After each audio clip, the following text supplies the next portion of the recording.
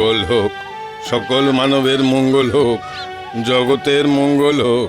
পরম শক্তি এই পৃথিবীকে সমস্ত সংকটের হাত থেকে মুক্ত করুন। প্রণাম গুরুদেব। দীর্ঘজীবী হও বৎসগণ। গুরুদেব, আপনি আজ আমাকে সকলের সাথে একসাথে একই সময় স্মরণ করেছেন। আমরা কি আজ কোনো বিশেষ শিক্ষা লাভ করতে চলেছি? বিচলিত হওয়ার কোনো কারণ নেই বৎস। তোমরা আমার আশ্রমের শ্রেষ্ঠ ছাত্রদের মধ্যে অন্যতম। তোমাদের একত্রে আহ্বান করার কারণ অন্য। আজ তোমাদের এই আশ্রমের শিক্ষা সম্পন্ন হয়েছে। আগামী সূর্যোদয় থেকে তোমাদের নতুন জীবন শুরু হবে। এতদিন তোমরা যা শিক্ষা লাভ করেছো, এবার দেশে বিদেশে সেই শিক্ষা যাচাই করে নিজেদের আত্মবিশ্বাস তৈরি করার সময় হয়ে এসেছে। আমরা ধন্য হলাম গুরুদেব, আমরা ধন্য হলাম। যাও, এখন সকলে বিশ্রাম নাও। যথাজ্ঞা গুরুদেব। যথাজ্ঞা গুরুদেব। আমার যে কি আনন্দ হচ্ছে তোমাদের কিভাবে বোঝাবো। দেশে বিদেশে আমার অধীত বিদ্যার যে কদর হবে তা ভেবেই আমি শিহরিত হচ্ছি। আমি যেখানে যাব সেখানেই আমার জন্য মানুষ বিশেষ ব্যবস্থা করবে। ভাই, তোমরা যেখানে যাবে সেখানে আমিও তোমাদের সাথে যেতে চাই। আমাকেও কিন্তু তোমাদের সঙ্গে নিও। পাগল নাকি? তোমার শিক্ষার যা বহর, তাতে আমাদের সাথে নিলে মুশকিলে পড়বো। তুমি আলাদাই যেও। তুমি তো কোনো শিক্ষাই সম্পূর্ণ করনি। আমাদের সাথে তুমি গেলে তাতে আমাদের সম্মানেই ভাটা পড়বে। সেই কারণেই তো আমি তোমাদের সাথে থেকে আমার জ্ঞানকে আরো সমৃদ্ধ করতে চাই বন্ধু। আচ্ছা বেশ, যদি বন্ধু বলতে লজ্জাবোধ হয় তো মানুষকে বলো আমি তোমাদের চাকর। তাহলে তো অসুবিধে নেই। উত্তম প্রস্তাব।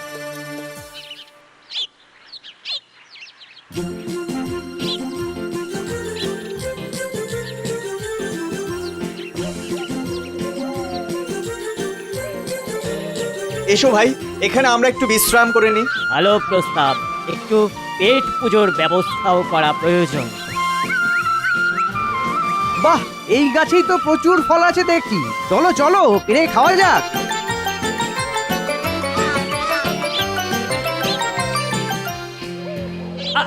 আরে আরে থামো থামো ভাই সব, এভাবে ফল পাচ্ছ কেন? দাঁড়াও দাঁড়াও, আমি ব্যবস্থা করছি। তুমি আবার কি বিশেষ বুদ্ধি প্রয়োগ করবে হে চন্দ্রকান্ত?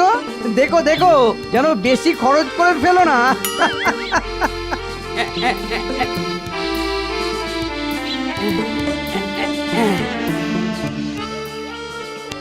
বন্ধু, তোমরা পুঁথির পাঠে অনেক দক্ষ বটে, তবে উপস্থিত বুদ্ধিও জীবনে কিছু কম কাজে লাগে না। যাই হোক, এবারে তবে এগোনো যাক।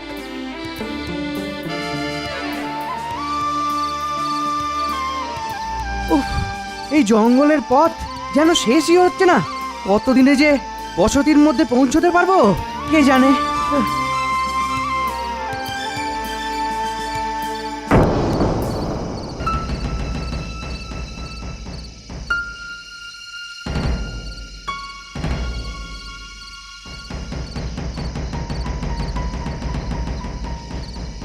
আরে দেখো দেখো, পথের মধ্যে কত হাড়ের টুকরো ছড়িয়ে আছে। তাই তো, এই কিসের হাড় এভাবে পড়েই বা আছে কেন? এর নিশ্চয়ই কোনো জংলি প্রাণীর হাড় হবে। বাবা, তুমি তো দেখছি সবই জানো হে। তা এটাও কি উপস্থিত বুদ্ধির দ্বারা জানলে? না বন্ধু, এটা সাধারণ জ্ঞান। জঙ্গলের মধ্যে কোনো জংলি জীবের দেহাবশেষ পাওয়ার সম্ভাবনাটাই বেশি কিনা? অবশ্য যথার্থই বলেছ, তবে প্রশ্ন হচ্ছে যে এটি কোন প্রাণী? আমাদের অধীত বিদ্যা দিয়ে কি আমরা সেটা নিশ্চিত করতে পারি? হাড়গুলোর প্রকৃতি দেখে আমার কিন্তু মনে হচ্ছে এটি পশুরাজ সিংহের দেহাবশেষ। আমার তো মনে হচ্ছে বাঘ। আমার আবার শ্রীগাল বলে সন্দেহ হচ্ছে। তবে চন্দ্র যে আবার কোন বিদ্যার জোরে সিংহ বলে দাবি করছে জানি না। এই বিদ্যার নাম পর্যবেক্ষণ। বেশ বেশ, সেই মীমাংসা আগামীকাল হবে। এখন চলো, রাতটা সকলে বিশ্রাম নিয়ে নিই।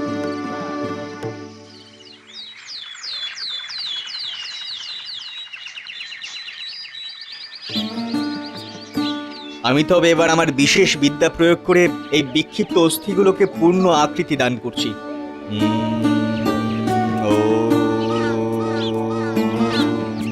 হে গুরুদেব, আপনার শিক্ষা আশীর্বাদ যেন বিফলে না যায়। ও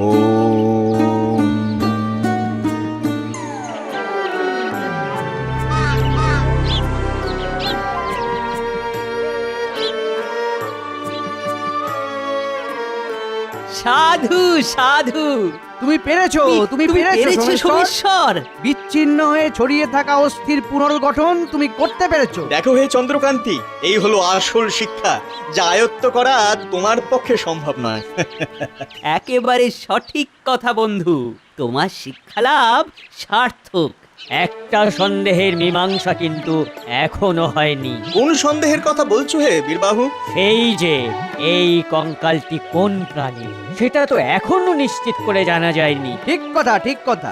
আমরা কিছু কিছু আন্দাজ করেছি বটে, তবে নিশ্চিত করা যায়নি। দেখো ভাই সব দেখো, যদিও আমার দৃঢ় ধারণা ওটি পশুরাজ সিংহের কঙ্কাল, তবু তবু সেটা জ্ঞাত হওয়াটা কি খুব জরুরি? কেন নয়? সম্পূর্ণ বিষয়টি না জেনে আমরা নিরস্ত হবই বা কেন? পূর্ণ ইচ্ছা নেই বলেই তুমি আমাদের সাথে পড়াশোনা করলেও সমগ্র জ্ঞান লাভ করতে পারোনি। বেশ বেশ বেশ, সে না হয় হলো, কিন্তু এই ব্যাপারে কিভাবে আমরা নিশ্চিত হব? সেই দায়িত্ব তোমরা আমাকে দাও। সেটা কিরকম? আমার অর্জিত বিশেষ বিদ্যার দ্বারা আমি এই কঙ্কালের গায়ে মাংস ও চামড়া ফিরিয়ে দেব, আর তৎক্ষণাৎ প্রাণীটির পরিচয় পাওয়া যাবে। বেশ, তবে আগামীকাল সকালে এর সত্যতা যাচাই করা হবে, কেমন?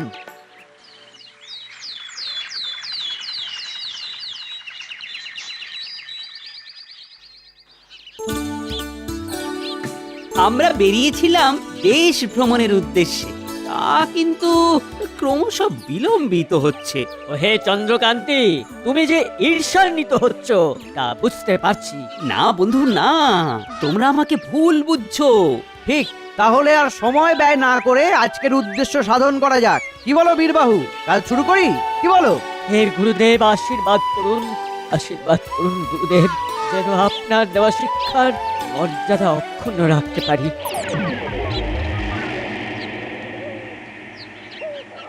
সাধু সাধু সাধু সাধু।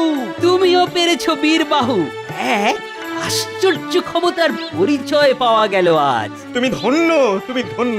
তুমি ধন্য বীরবাহু, তুমি ধন্য। ধন্য। চন্দ্রকান্তি, এসব বিদ্যা আয়ত্ত করতে পারোনি বলে দুঃখ পেও না। আমাদের সঙ্গে থাকলে একদিন হয়তো তুমি পারবে। হ্যাঁ, আমি আমার বন্ধুদের জন্য গর্বিত সোমেশ্বর। তা এবারে কি আমরা আবার যাত্রা শুরু করতে পারি? তুমি কি জানো যে সবচেয়ে গুরুত্বপূর্ণ বিদ্যাটি আমার আয়ত্তে আছে, যার প্রয়োগ কিন্তু এখনো বাকি? কি কি সেই বিদ্যা? প্রাণদানের বিদ্যা। একমাত্র আমি সেই বিদ্যা অর্জনে সক্ষম হয়েছি। বলো কি হে সীতানাথ, এই শ্রেষ্ঠ বিদ্যা তুমি অর্জন করেছো? হ্যাঁ, আর যাতে তোমাদের অবিশ্বাস না হয় তার জন্য এই সিংহের ওপর সেই বিদ্যা প্রয়োগ করে আমি তা প্রমাণ করব।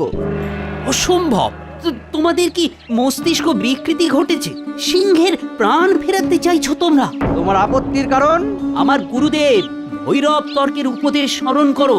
তিনি বলেছিলেন যে জ্ঞান, যে বিদ্যা তোমরা অর্জন করছো, তা যেন শুধু জগতের উপকারের জন্যই ব্যবহৃত হয়। একটি মৃত প্রাণীকে তার প্রাণ ফিরিয়ে দেওয়া কি জগতের উপকার নয়? হলোই বা সে পশু। প্রতিটি প্রাণী জগতে নিয়মেই মারা যায়। প্রকৃতির নিয়মের বিরোধিতা করা কি উচিত? বিশেষত যেখানে উপকারের থেকে বিপদের সম্ভাবনাই বেশি। না না না না, এই কর্মে আমি কখনোই তোমাদের সাথে থাকবো না। ওহে অর্ধ মূর্খ ভীরু ব্রাহ্মণ, তুমি এই মুহূর্তে আমার সঙ্গ ত্যাগ করো। দেখো, তোমরা আমার বহুকালের বন্ধু, কাজেই তোমাদের সম্পূর্ণরূপে তো ত্যাগ করতে পারি না আমি। তাই তাই আমি নিরাপদ স্থানে সরে যাচ্ছি।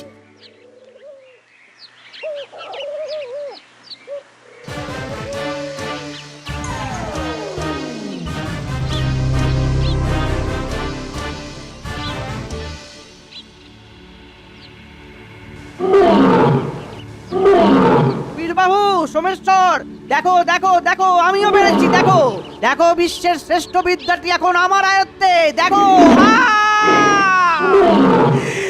হায় হায় হায়, এই ভয়টাই আমি পেয়েছিলাম।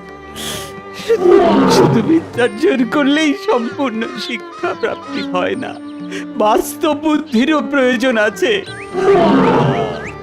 আমার আমার কথা শুনলে ওদেরও আজ এই অবস্থা হতো না, হতো না।